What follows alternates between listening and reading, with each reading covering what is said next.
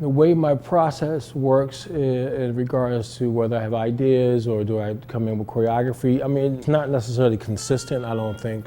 99% of the time I'll just start from creating choreography, not knowing what the piece is going to be. And so for this, it was the first time I kind of wrote it down fully and wrote a full-on narrative and ideas that I wanted to happen. From the blood-stained soil. Yes, there is a continuity with the work. In many ways, I look at it as a trilogy. Home being the beginning of that trilogy, of course, and it extended into the Exodus, and from Exodus into Lazarus. And so that's what he explained to the dancers. And so even the beginning of Lazarus starts with one of the dancers being held. It's similar to how Exodus ends. He sort of takes off from that place, and then we continue on that journey. Also feel like as a choreographer, there's always a continuity, right? There's always a connector.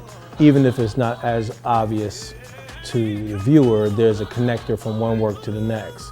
Even when the work seems drastically different, there's definitely a rhythm within each work that is consistent and pushing boundaries, I think. And I'm specifically talking about vocabulary and the actual physical movement as well. Aesthetically, there's definitely a rhythm, a spiritual rhythm that's like a sort of ebb and flow that's going through each sort of sense of reality, if I can say it that way. The only word I can think of is journey.